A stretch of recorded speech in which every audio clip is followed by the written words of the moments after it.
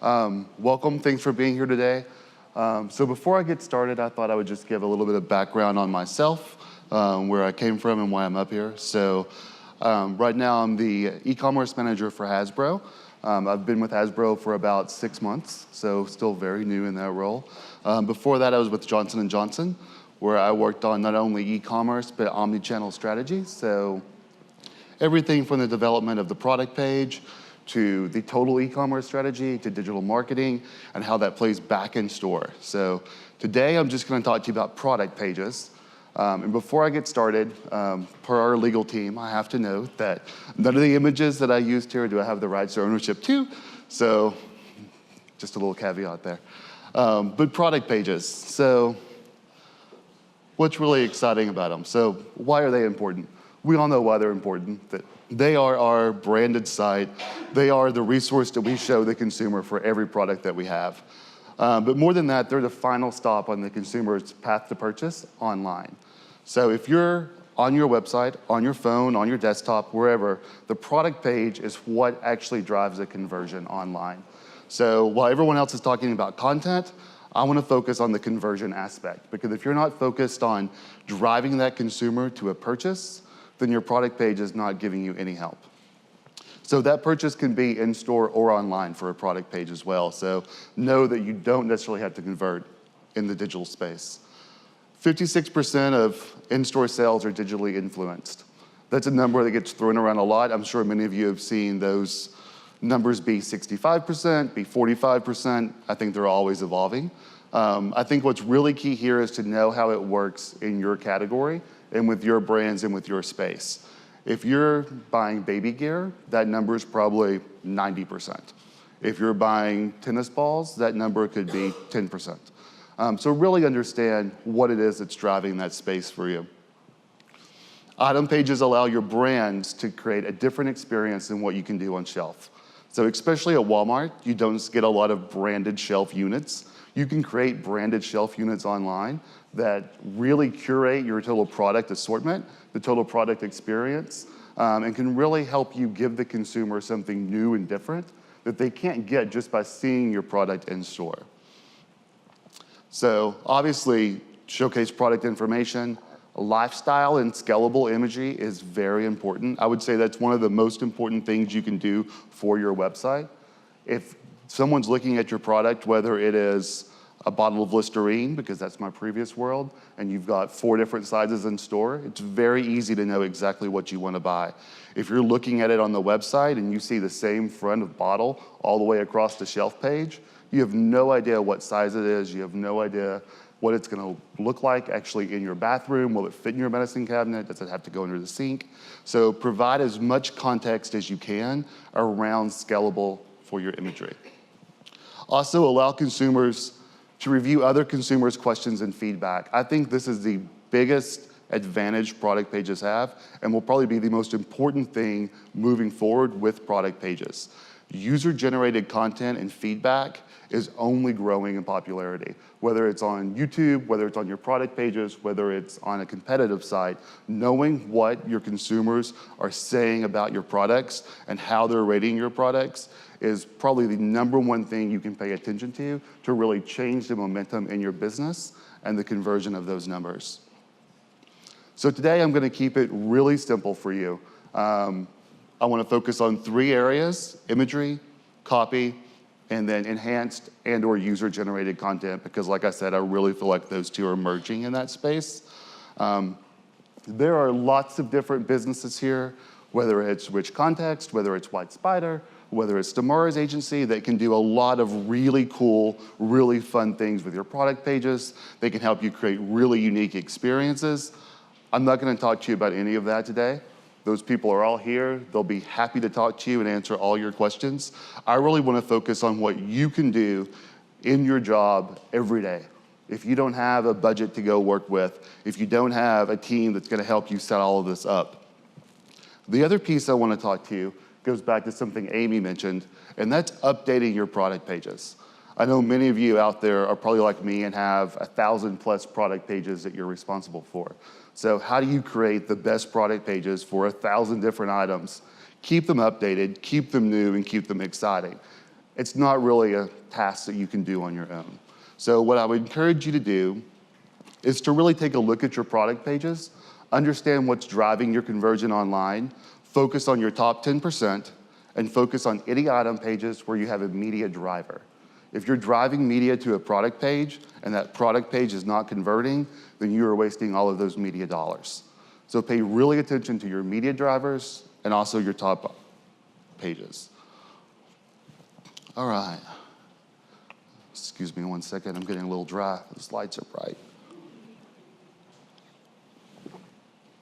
All right, so imagery. I know Amy just showed you Triad's kind of guidelines that you need so many images per page. I'm not here to tell you that because, quite frankly, I don't think there is a number of images that you need that's consistent across all pages. I think you need to look at your product and make sure your images tell the story of your product. So is that image out of the box? Good. Is it front of the box? Is it back of the box? Good. Can you show your product out of the box? What can you do that's different? So think about your imagery. The other piece I'm going to tell you, which is something you probably don't hear from most e-com speakers, is get into store. That's the #1 source of information for how people are interacting with your products. If you're walking through store and you see the customer pick up your item and the first thing they do is turn it around and read the ingredients, that's a pretty good indicator. That should be your #2 image for that product. If no one's turning your product around, you may not need a back of the product shot. If they're picking it up, if they're reading certain features, make sure you know what they're looking for and why those features were chosen for the product package, and then use those to your advantage. So work with your brand teams. Chances are they have an entire list of features and benefits for those products that didn't make the cut for the package. That should be what's on your product page. All right. Next piece on there is really how can you get the same experience online? So when you're looking at the image and you're talking about people watching it, the first thing you need to do is think about mobile, because that's where people are shopping now. That's where all the traffic is going. That's what's driving the omni-channel experience for Walmart, with people in store on their phones. If you can show them an image of the product that they can't see by looking at the product, you've done a really good job. So what do I mean by that? I think the Zyrtec example, let's see if I can remember, the green square there, that's actually on the Zyrtec product page. So what they've done, they've actually shown the size of the pill that's in the bottle. That's something you'd never be able to do in an in-store environment. Something I thought was very clever. Listerine there again shows scalable, so you know just what the size of that product is that you're making. And then a couple of other images that I really liked.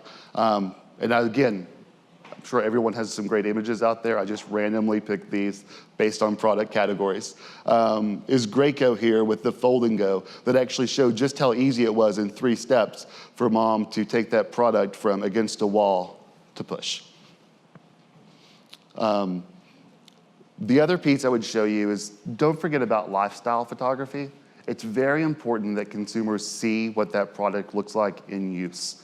If you're in food, that's really important because you want that to be appealing, you want it to have really high picture quality, and you really want to show what they can make with that product. Amy mentioned solution-based selling. This is a great way for you to take your product images and go farther with them. So if you know someone wants to buy a Nerf blaster, chances are I can get them to buy the Nerf refill pack. Can I get them to buy the Nerf goggles, the Nerf vest? Maybe they need a blaster rack for their room because they have so many Nerf blasters. That's great. If I really think that people are shopping that way, I should have a picture of that kid's room with the blaster rack on the wall and all the blasters lined up. And don't make it a perfect picture. If you've seen a kid's room, you're gonna know that there's probably 2 blasters on the rack, 1 on the floor, 1 in the corner. Make them realistic. That way people feel like your brand understands them and what their message is. No one wants to see a perfectly manicured picture or a perfectly manicured house because it's not real. So be real with your products. Let them speak for themselves and show people how they interact with their product, how they use your product day in and day out, so that they really get a sense for who you are as a brand. All right. The next piece I'm going to tell is copy. Probably the most unglamorous part of the product page. And I know many of you, if you're like me, have had very little influence over what copy I've been able to use with Walmart.com. I'm basically giving a file, and it's use this legally approved copy. Do not deviate from this legally approved copy. If you have the ability to change your copy, I encourage you to do it. If you don't, I always encourage you to follow all your own legal standards first. But if you can influence your copy, the first thing to do is think mobile, especially in your item name. That item name should match what is on your product, and it should be consistent across all of your items. If Baby Alive is one of my product lines as well.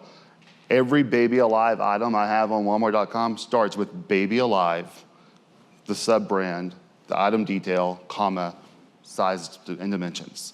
Very consistent across the entire brand. It's the number one thing you can do to really brand your items together from a shelf page destination. The other big thing, thinking about mobile, is think about the number of characters. Think about how it's going to show on the mobile phone versus on the desktop. The number one thing you can do to sell your product is for people to be able to find your product. The number one way they find your product is your name. If people are looking for your product and they know your product, they're searching for it on the site, in the shelf bar, you've got to have a clear name and understand what that name is. A couple other things on here. Two examples I put up here are one of the Nerf blasters that's very popular, and then also threw in the product name from Zyrtec, which was the example I showed you on the previous page with Imagery, just so you could kind of see the different lengths of the product names and really why that's so important. I actually think Zyrtec did a much better job with their product name than what we're currently doing with Nerf, so we're going to be updating all those over the next week. But they gave you a really good sense of what it is. They also called out the words allergy, which is no doubt one of the key words within that category, and probably already on their product as well. So really think about what that is from a keyword perspective. So that's kind of where I wanted to go next, is talk to you about keywords from your item name and your item copy and how you can pull those two together.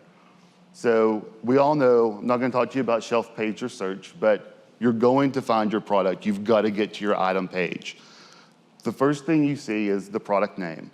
The second thing you see are the shelf descriptions or bullets to the side. If your product name has hypoallergenic in it, and the first bullet you have is your shelf description as hypoallergenic, you've wasted an opportunity to tell that customer something new about your product they didn't know 2 seconds ago. So be very cautious about how those names work with your bullets and with your copy, and make sure you're giving that customer something new with each line they read, because you've probably got about 6 seconds before they've scrolled past you and forgotten who you are. So you've got to grab them very quickly. The other thing on shelf description, it's 3 bullets usually. If those bullets are not your top product features, top product benefits, they're not worth putting on your shelf description. If you only have 2 bullets, you only have 2 bullets. And I don't think there's a hard, fast rule that says you have to have 3 with Walmart. I know I haven't been following that. So if you only have 2 things to say it in 2, make it concise, make it brief, and move on. Give the customer time to get back to your product page and find out more information. So you've got them on the product page. You've got imagery that has compelled them to actually scroll down the page. So that's very exciting. And you get to this vast white space of read more, here's a bunch of text. I don't read that text. Probably most of you in this room don't read that text. I scan it for keywords. So that's where keywords really come into play. You really need to understand what that customer is looking for and what their goal of use is in that product. So think about that end goal. If there's something in your product convention that you need to call out for a legal reason, obviously that should be in there. Also know what not to say in your copy. I say that as a word of advice just because Obviously, I'm Hasbro. We have Nerf. Most people, when they search for Nerf, would not search for Nerf Blaster. They would probably choose a different term for blaster. Legally, that would put me in a very difficult situation if I was to use that word in my item copy. So just be very cautious about what it is that you're putting in those fields. But know if you're not using that word, and you know the consumer is using that word, what's the next word? What's the next 3 keywords they're using? Make sure you pull all of those in there, because that's gonna be really important, because you've already lost your number 1 keyword. Does that make sense? Okay. The other thing I can say about this, if any of you have played online, some of you probably know this as well, click in the upper right-hand corner of your product page where there's 3 little dots, and you can hit View Source Code, and that will actually take you to the back of the page, and you can search in that with Control F. Just put in your keyword and see how many times those keywords pop up. It'll tell you right there, it'll count it for you. Go to your competitive pages, how many times do those keywords pop up? You wanna know who's winning on search? That's why they're winning.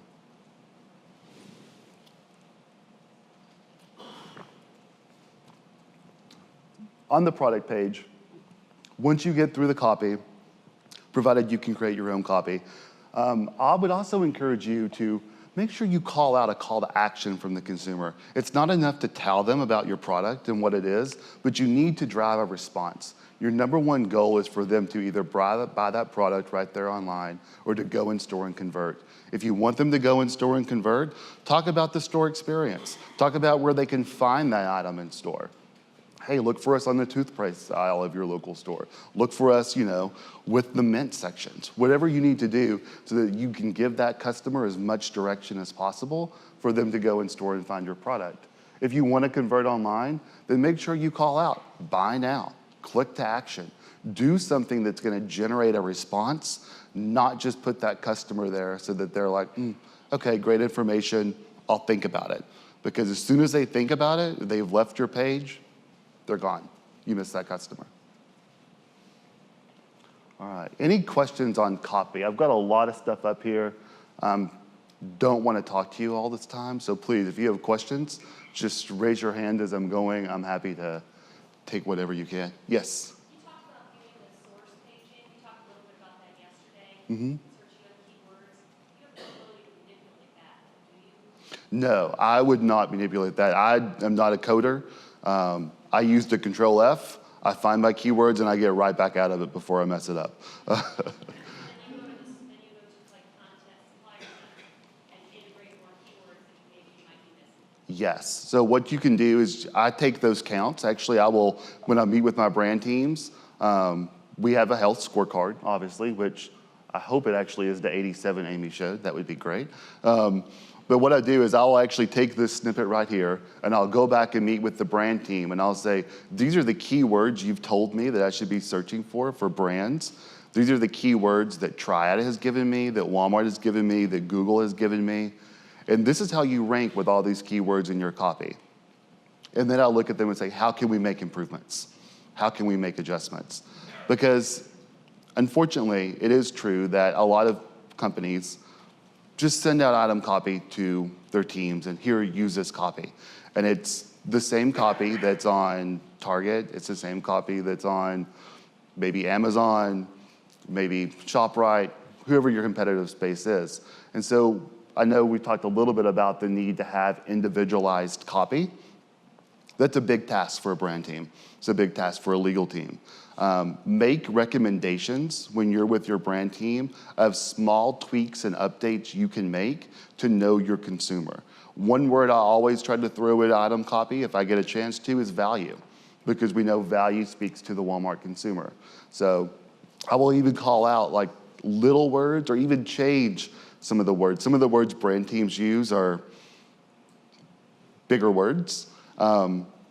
So I shrink those down. I make it simple. I make the copy very easy to read and very accessible for the consumer because I want them to read it. And I want them to see what they're actually getting. The tip I heard is that you want to differentiate your content because otherwise Google sees the same content across multiple sites, use it as spam. Does that resonate with your brand team? Yes. So we've actually talked about that a little bit. Google is changing some of their algorithms, so it's getting a little bit better. It's understanding what's happening there. But if you put the same piece of content across all your brand sites, across all your retailer.com sites, then yeah, Google thinks that's spam, that you're not really showing anything new or interesting. Walmart will usually go in and make small edits to some of your copy. Most of you have probably seen that. Other retailer.coms usually also will do that because they will take it into their stylized version. The best thing you can do, though, is to give them a stylized version that's ready to go for their consumer. So like I said, it doesn't have to mean changing the word flow. It doesn't have to mean changing what it is you're actually saying to the consumer. Just change how you're saying it. Change those words a little bit, make them approachable, make them understandable. And then above all, just have an open dialogue with your brand team on why that word is there or what you want to use, and help them understand exactly the benefit they'll get from it. And if they still say no, approach it as a test and learn. I've had to do that a couple times. Well, let me test it on these 2 items, and we'll see if we see an improvement in performance. If you see the improvement, great. You just won your case. If you don't, okay. There's usually plenty of different things you could talk about.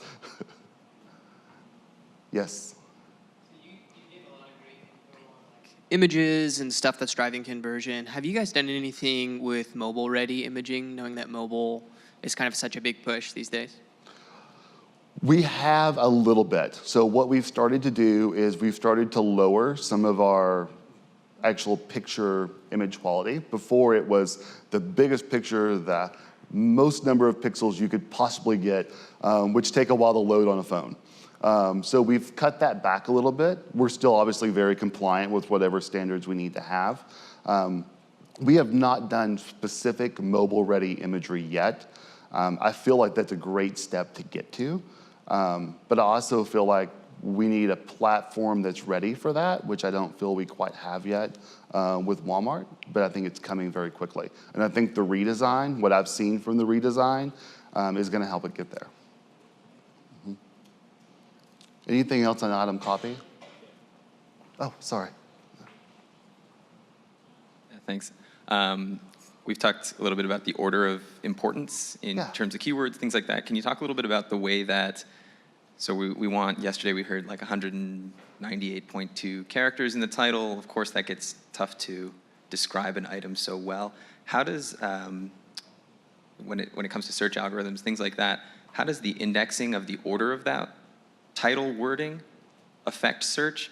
And then, is there a hierarchy that you want to follow in terms of keywords, whether it be in the title itself, whether it be in the first bullet, whether it be in a header or wherever you might place it?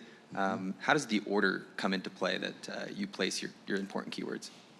I would actually tell you consistency matters more than order, or at least to me it does, especially in the item name. So the item name in search, and this depends on if you're talking internal search or external search. We'll just say both. Both, sure. So from an external search experience, you're talking about Google, Yahoo, Bing. So you really want to know that in that space, you're competing against other retailer.coms and perhaps your own brand.com for that item name. So it's important to know, one, what they look like on their sites. And then do what you can. You can actually reach out to Google. If you can reach out to Walmart, they will actually send you like the top keywords, like for certain categories. Or you can use Google Analytics in the background. If any of you are familiar with that, that's a great tool as well. And really look what's converting for Walmart.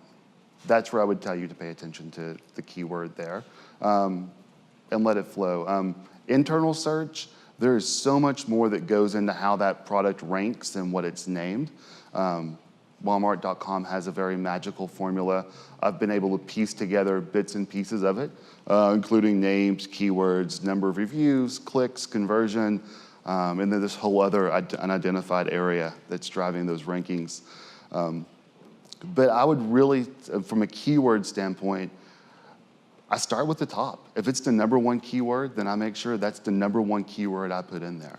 And I use that word sparingly as well. So the last thing someone wants to see is, this is my item, and I use that word in every single sentence, in every single description, in every single phase. use it sparingly, but use it properly. So I would recommend using it at least 5 times on the product page somewhere, with number 1 being in the item name, if possible. Number 2 would be self-description, and the rest would be your item copy. Anyone else? Okay.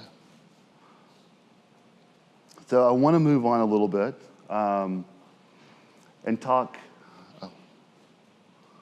This is probably a very silly question, but you said when we can reach out to Walmart and or Google for the top keywords. Yes. Who would we reach out to at Walmart for that information? I would reach out to your buyer first and see what they can pull for you. Your buyer should have everything for their category. If not, you can go to your category specialist, or you can also go to the partnership marketing team. If you don't know who your partnership marketing contact is, just reach out to your Triad contact. They will provide you all that information. It'll be the same you get from Triad as it is from partnership marketing. Okay. All right, so enhanced and user-generated content. Perhaps the most fun part of the product page, the most exciting area of the product page, because you can actually do a whole lot more. You have control over how this looks. You have control over the flow. You have control over what gets put up, when it gets put up, how it gets taken down. So I want to talk a little bit about enhanced content, because enhanced content and user-generated content are not the same thing. And I want to make sure that we talk about those in 2 different lenses, because they're both important, and they both live in the same space on the product page for the most part.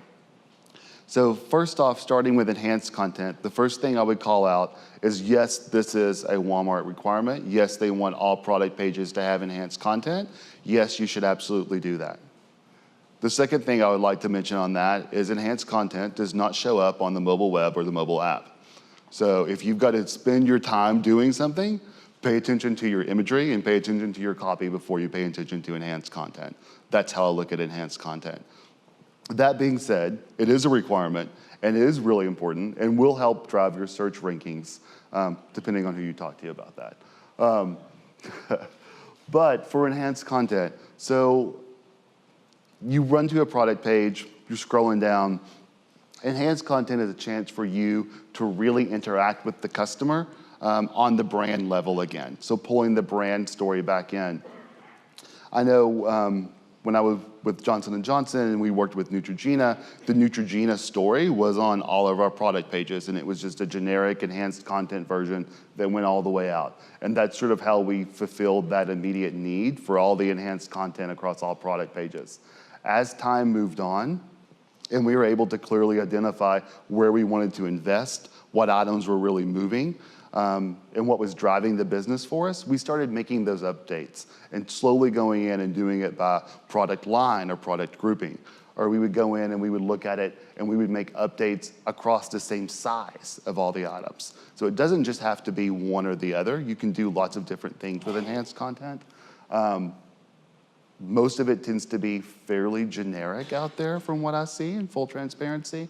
Even the stuff I've worked on, to get enhanced content, item specific for every item on your page would be a huge amount of work. And quite frankly, most teams do not have the content available to be able to do that. But that's okay, because there's things you can do with enhanced content that'll do it. So I want to talk a little bit about reviews before I go to more into the enhanced content. Because reviews and user-generated content, I would actually tell you, are now more important than your enhanced content on your product page. And you can see your reviews mobily. You can see questions and answers mobily. So if you had to pick one area of that section of the page to start with, for me, it's going to be the user-generated content. And I refer to reviews as user-generated, even though it's not a video testimonial, because it is consumers sharing that feedback. So the first thing I would do if I was putting together a plan is I would look at my reviews, I would understand how many I had, what my average score was, and I would go through and I would look for any consistency into what people are saying.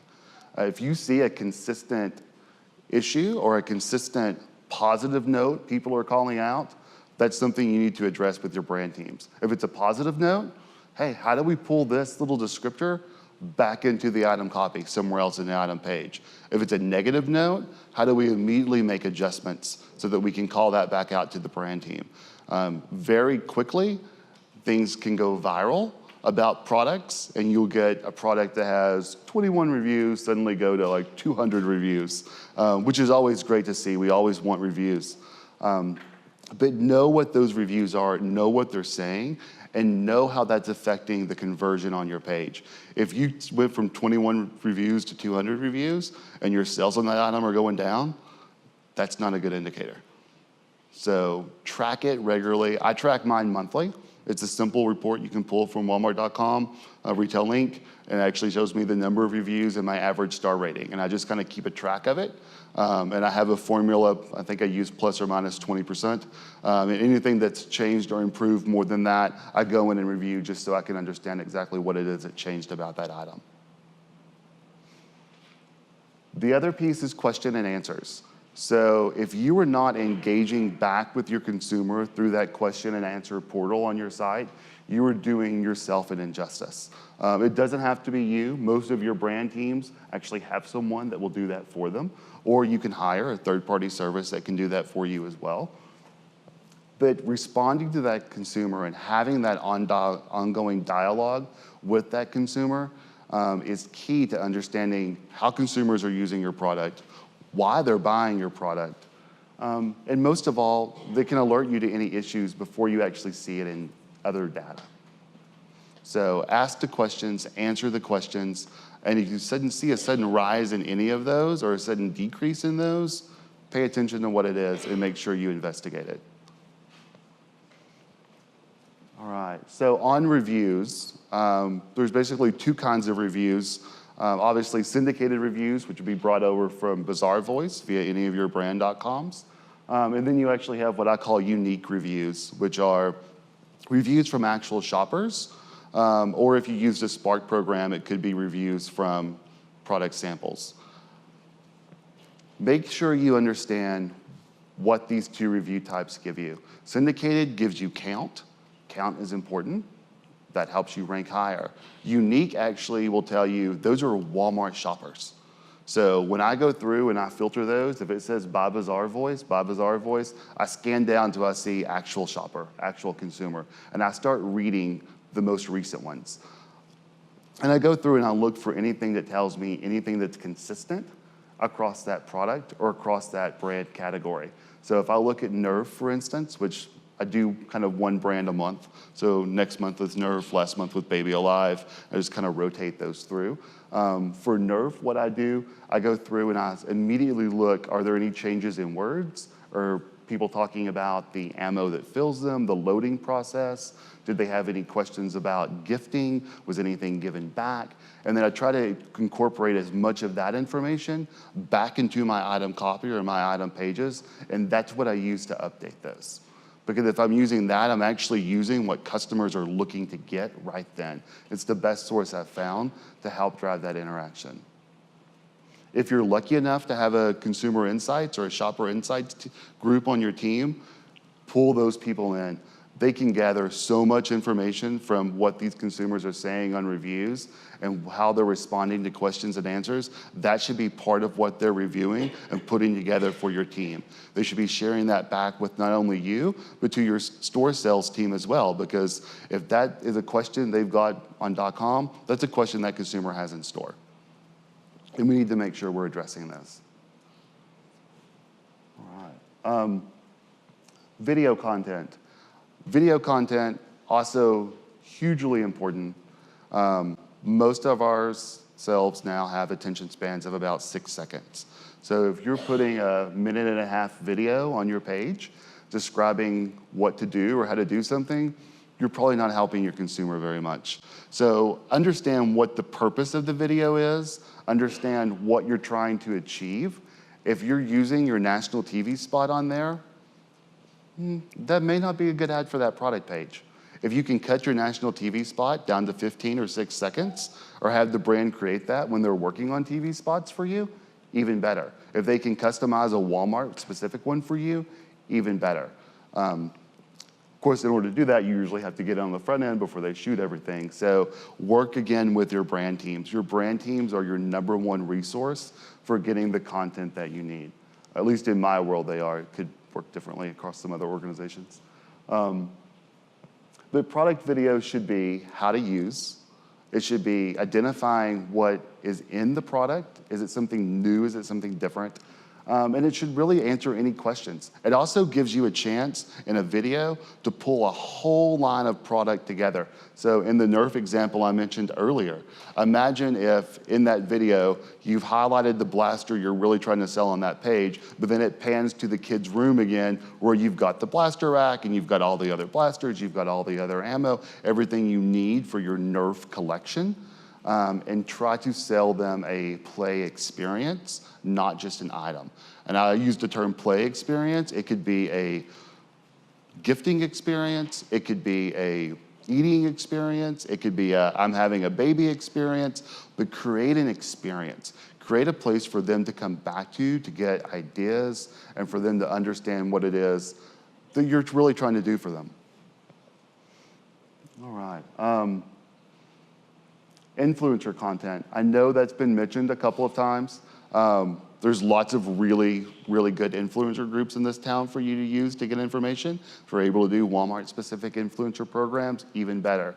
Most of the time that is done, and then it's used somewhere in a promotional video, or it's used to gather some insights. It may be used for, to grow your sales. How are you taking that influencer content that you've invested a lot of money in and incorporating that back into your product page? Have those people shoot photos while they're in store. Show where your product is. Have those people mention the product by name in a video. Ask them to put together a video. You can go through, you can edit it. Most of you have digital rights to all the videos that they produce for you. So pay attention to what that content is. Pay attention to what the influencers do. And try to incorporate that back in as well. Because again, all you're doing is making your product more real for the consumer and bringing it back to a level of actual use versus the ideal use that we sometimes see from our brand promotions. All right, any questions on that? Oh, yes. So one of the things I've really noticed in life about Hasbro is you guys seem to have quite a few viral videos. I think between Pie Face and I need this. Between Pie Face and I think you guys had the Chewbacca mask lady. Can you talk to us a little bit about what you do once you identify an item has gone viral from a detail page standpoint and kind of to capture those increase in sales? Absolutely. So once an item goes viral, sometimes it's a media promoted item, sometimes it's just a random item that catches consumers' attention, and it can go viral very fast. The first thing I do is a full health content score of that product page. Do we have the latest imagery? Do we have enough imagery? Is there anything missing? How's my item name? What does it look like? I look at it on my phone. I look at it on my desktop. I actually have an Apple and an Android phone, so I actually look at it both ways because sometimes things will show slightly differently. And then I go through and I understand what people are saying in those viral videos. So is it that they love the game and it's fun? Are they talking about how they play it with their kids? Is it building family time? Are they talking about how they went through all the whipped cream that they had in their refrigerator playing Pie Face with their kids? If they're talking about that, I'm probably reaching out to my brand team to find out if we've talked to anyone who makes whipped cream that I can do a product bundle with. That would be my next solution there, just to try to capture as much momentum from that video as possible. The other thing I would really try to do is go through that and understand where those views are coming from. Is it all on YouTube? Is it all on YouTube? Can you do shoppable banners with your marketing team that will drive people to your product pages on Walmart.com? If you can, great. Get those banners up, get those people drilling over to your page. You're getting the views already. People are going to YouTube. I'm not trying to get them off of YouTube. I'm just trying to take them from YouTube back to my product page. Again, try to close the sale and convert on that when at all possible. Did that answer your question? Yeah. Okay. Anything else? Are you placing additional orders and working back with your buyer on that? Yes. So the first, obviously, if something goes viral, it can go viral in 2 ways from orders for most of us. You'll see a spike in pickup in store, or you'll see a spike in ships. Sometimes you'll see a spike across both. So what we'll do is, obviously, we identify those. We send a note over to the buyer letting them know something has gone viral, that we're going to be reviewing the product page. We then talk to them and let them know that we're going to be doing a full health score on what that product page is and making recommendations. And then we monitor it with them. So we'll immediately go in and we'll see, where are you at on inventory? Do you need any more inventory? What do we have available? What can we get you? If it's an import item, we immediately start making updates there to make sure we're bringing the inventory in as fast as possible. But we also try to understand how long that's going to last, because it can be a very tricky situation, especially if you're working in an import scenario and suddenly Walmart says, yes, we're going to take 5,000 more of those. And 4 months later, when that product arrives in the Walmart DC, that viral video is no longer viral. You can have a bit of a problem. So I think understanding how long videos stay viral is anyone's guess. There's really not a good formula for it right now, or not a good formula I have found. So if you have one, please let me know. But I would say work again with your brand teams. Go back to your media teams. They ought to have some type of general rule of thumb of, hey, for games such as Pie Face, if that goes viral in October, it's probably going to be viral through the holiday season. If something goes viral in April or May, by the time summer hits or back to school hits, you may have lost that momentum. So understand the seasonality of that as well, and your timing. Viral for a mosquito cream or a mosquito wash is probably going to drive you a good 3 to 4 months. It's probably not going to drive you much more than that. But there could be something you could do from a geo-targeting perspective to really help drive that viralness and help it increase. So, make sure you understand how weather plays into your product cycle. Can you do anything in those beach or lake stores that would help extend that video cycle to get the most out of it? And can you take that video, if you're going to put it on your product page, you're going to use one of those, do you have an end cap in store that you can add a video to? Make sure it's the same video. Tell the same story in both spaces. All right. Oh, yes. You stated earlier about the reviews, being exposed to a retail link. Can you give me a little more help on there? Yes. Actually, what you can do is in the DSS portal, the Walmart.com sales, in the item information bucket, when you're pulling UPC, item name, item ID, there's a number of reviews and average review ranking that you can pull for all your items right from there. Mm-hmm. Yes. We have some kind of legacy items that have been selling online for a long time. They've undergone some changes to the product itself, sort of the way that the product is either fabricated or made or whatever. When they first launched, they got some bad reviews because of those things. We've changed the product. It's now getting better reviews. Some of those, bad reviews were, quote, helpful to consumers, right? Before. Yes. Now we're dealing with things where those index much higher and they're coming up in the search results. That's the first thing they see. Mm-hmm. And so it's not really a fair representation at this point of the new product. It's a great product now. What's your suggestion on sort of managing the way that your reviews do end up coming up? Is there a way to play with that? Bad reviews, my response is usually, how do I bury them? Not that I don't want consumers to see them, because bad reviews can actually be as helpful to the consumer as a good review. But I would reach out to one of the review agencies that are out there, and I would work with my brand team to see if there's something they can do to actually do a ratings and reviews program so that we can generate a whole lot more respondents. The newer the respondents, the better off you are, and that will help kind of the good will then start to outweigh the bad. If that's not an option, then I would call it out. I would work with my brand team, and I would work with your legal team. And is there something you can actually say in the item copy that's, our new updated item now has this, this, and this, or the new feature can now do this and this, especially if it's something they're calling out specifically that they didn't like about the product, or one function, and that's the function you updated, I'd make sure that's the function I called out had been corrected in the copy. And I don't think it's anything wrong with consumers know that you made an update based on their feedback. I actually think that's really good for the consumer to see that a brand is actually listening to what they're saying. Yes?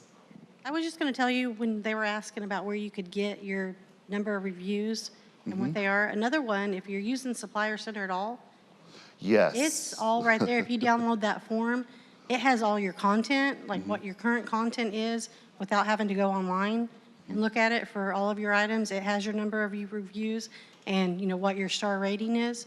All of that information is right there in Supplier Center. Yeah, that's a good. Supplier Center does have a lot of information that you can pull out and use as well. I don't use Supplier Center a whole lot, full transparency, but I use it for some of that as well, because it can almost give you a scorecard if you need a fast scorecard. Okay. Finally, enhanced content as we scroll down the page here. This is the one where I feel like there's a lot of information out there, and I talked about how even for me it's usually generic information or very similar information from product to product. One of the things that I found to be the most helpful thing to do on Walmart.com are the product comparison charts. So there's two examples here, one from the TV category and then one from Listerine as well, because they don't have to be simple, generic, just I created this in web collage and this is what I put up. You can actually use infographics to tell that story for you. So go to your products. Obviously, you can see very clearly on the Listerine, there's two different categories. One's in the gray, one's in the pink, and then we have all the different highlights from each line within that. So understanding what the consumer is looking for, again, is key here. And then giving them a tool for them to assess whether what they're looking at right now is actually what's going to meet their needs is extremely important. And then if not, what else is out there? If you can show, for mine, like if I have Nerf and I have a rival line and then I have my Modulus line and I have maybe Nerf Micro, there are a lot of people who think, okay, well, my son is 2, he's not into Nerf yet. Well, we have little racing cars. So when they're on there looking for the Nerf blaster for themselves, make sure they see that. Make sure they know your whole product line, because there's lots of stuff that's online that's not in store. And if you're not showing that to the consumer every chance you get, you're missing an opportunity to really develop your brand in full. All right. So now I kind of want to go into what I consider the really fun part of item pages, which is taking item pages to the next level. And again, these are all things you can do yourself that don't require any help from an outside source, but there are tons of outside sources that can do a really good job for you here as well. So the first thing I want to talk to you about are bundles. Bundles can be done at the item level. They can be done as a hard bundle. They can be done as a virtual bundle. Walmart.com is going to ask you for a hard bundle. In most places, at least from my standpoint, I ask for them to do a virtual bundle when all possible, because I need to prove it out that it's going to work before we're actually going to generate a new UPC. But what I really like about the example on this one here is the Neutrogena bundle. When you're actually on that product page, you get to choose your moisturizer, you can choose your toner, and then you order it, and then it's easy to reorder. So what the insight behind this was, because all bundles should come from a place of an insight or a consumer preference, in my opinion, is the need for a face care regime, or my face care message. So what you can take here is everyone needs a moisturizer, everyone needs a toner, and you can curate what you need here from that. So we put that bundle page together to pull those two together as one. That way you weren't just buying one product and expecting it to solve everything. You knew that you needed a full line of product. Yes? Is there pricing benefits behind the scenes here?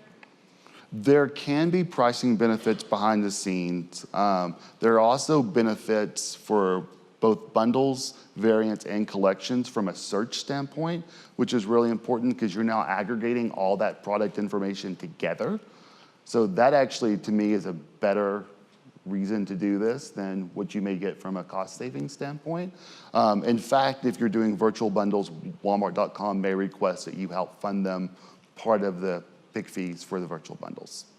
So it could actually end up costing you a little bit more, but if that's what's driving your sales, that's what you need to do. Yes?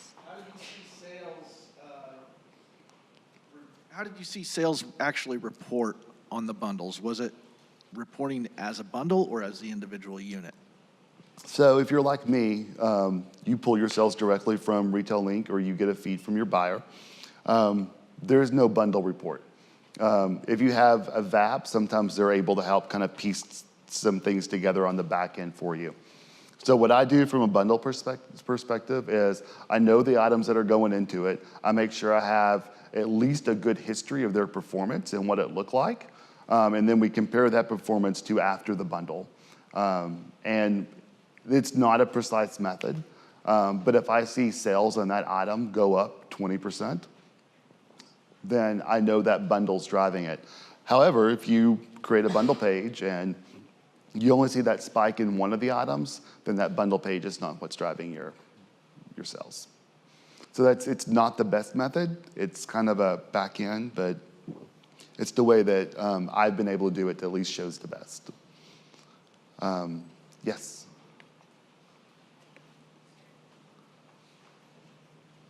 I have not created a bundle before with our products. Did you have the buyer do this, or do you? Yes. Okay, so you can't do it organically? No.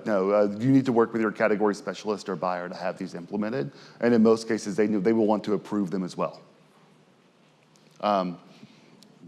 Variants are another thing I just want to talk about. Obviously, very prevalent across cosmetics, very prevalent across t-shirts, apparel, shoes. It doesn't have to be color. It can also be size. So think about your variants in two different ways and make sure you understand what you're putting together. And know that if you've got an item that's a limited time item for 3 months, maybe it's a holiday special color or a special size, is it worth updating your whole variant to add to that? Because that's a lot of work for you and on the back end to have to kind of take those variants apart, add something new back in, and then put all the variants back together. So understand what that flow is and how important that is. And again, test and learn. Don't try it on every item. Try it on 2 or 3 items. See if it makes a difference. If it does, great. You have a learning. If it doesn't, you almost even have a better learning. The best thing you can do from this is just test and learn and test and learn and test and learn. And just because you tried it 2 years ago, try it again. Consumers change. How they shop change. It's constantly evolving. So I try to never say, well, I put together that bundle and that was Christmas 2 years ago and nothing sold, so I don't want to do that bundle again. That doesn't really reflect that. In my preference, I've actually seen that something you've done before and something you do again can have 2 very different results depending on how they are marketed to the consumer. All right. The last thing I want to talk to you about from what I consider the fun stuff to do are collections. Have any of you have collections up on Walmart.com? There's a few, yeah. Collections are a great way to showcase an entire line or entire brand or entire portfolio. You can have up to 16 items as part of any collection. This is actually one that I chose online because I thought the item name for this collection was extremely good. If you look across and you're looking at collections, most of them will say, I can actually say this, Neutrogena Hydro Boost collection. But with what you saw here from this collection is the Pioneer Woman pillows. Didn't say collection, I was like, oh, so there's an assortment there. And I actually, at first I thought it was a hard bundle, and I actually had to click into the page to realize there was actually a collection page. I thought you were just getting the 3 pillows grouped together like you saw in the chair. But what I really liked about this one is just the variety of items that were included in this. So whether you liked florals, whether you liked solids, there was something for almost everybody in this collection. So even someone who wouldn't think they wanted a Pioneer Woman pillow may actually see something in here that appeals to them and that could then draw them back into that brand and show them a whole new breadth of line. Collections can also be used in many different grouping settings. So a lot of times, especially if I have a media promoted item, I will set up a collection page that features that item because I want the traffic to that product page to be to my collection page so that I can show them the full breadth of offering within that line. So don't rely just on a single product page if you can. The more you can go to a collection page, the more kind of development you can put behind that to show the consumer, again, the full breadth of the line, which is increasingly important. But then also just put all that energy together with all your product descriptions so your search is really strong. If I have a product that's complementary to another company or product that I don't have, can I suggest to collect those things together? Yes, you can. And does the buyer set up the collections? You have to propose the items and then the buyer executes and then you support it, or how does that actually work? So it can work two ways if you want to partner together with a collection. You know, a good example that we've done, I think we had some back holiday where we had toys and batteries. That's always something you're going to be looking for together.